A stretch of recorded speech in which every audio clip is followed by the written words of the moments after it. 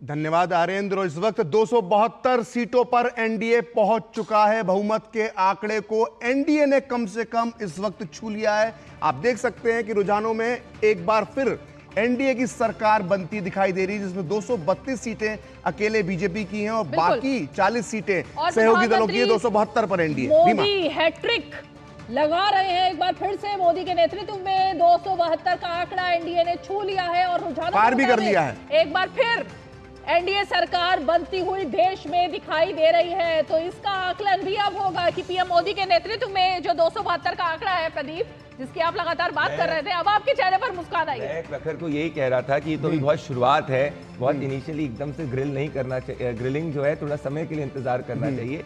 मैं आपको यही कह रहा हूँ कि अभी ईवीएम के भी जो पूरे के पूरे वोट्स हैं वो काउंट होना जस्ट इनिशियली शुरू है, एक राउंड भी खत्म नहीं हुआ है। चुनाव एक तरफा ही होगा प्रखर जी, या तो ये ऊपर की तरफ बढ़ेगा या नीचे की तरफ बढ़ेगा। ये पास्ट ट्रेंड मेरे साथ हमारे साथ मदन जी भी है। मदन जी, ये समझने की जरूरत है, हालांकि बहुत ही काल्पनिक सवाल है, स्थिति अभी 9:43 हुए हैं, अभी बहुत समय बाकी है।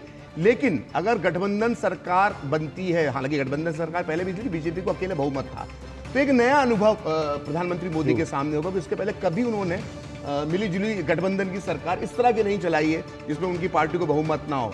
तो ये जो एनडीए को जो बहुमत मिलता दिखाई दे रहा है, परिस्थितियां किस ओर इशारा कर रही हैं? देखिए, मुझे लगता है कि जो नतीजे जिस तरह से बदल रहे हैं, तो बीजेपी अपने बूते एक बहुमत का आंकड़ा 272 का जुटा लेगी। अच्छा, लेकिन 234 पे तो पहुंच चुकी है। हाँ, ऑलरेडी पहुंच चुकी है। मुझे लगता है कि वो जुटा लेगी। लेकिन फिर भी अगर एनडीए की सरकार बनती है तो कोई मुझे लगता है कोई इशू उसमें नहीं है, कोई दिक्कत नहीं है।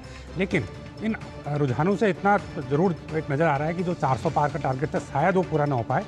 और दूसरा ये भी एक दिख रहा है कि इस बार बीजेपी या एनडीए जिसकी भी सरकार बनती है उसको एक मजबूत विपक्ष मिलने वाला है। नहीं मदन जी, लेकिन प्रधानमंत्री ने जी बार बार कहा कि 400 पार, तो उन्होंने एक स्लोगन दिया था वो सिर्फ विपक्ष को कंफ्यूज करने के लिए। लेकिन देखिए, क्योंकि ये बड़ी खबर आ रही है, जरा एक बार अपने सहयोगियों का रुख कर लेते हैं, जो कि मुकेश हरियाणा में मौजूद है इस वक्त। शैलेंद्र बीजेपी हेडक्वार्टर में है।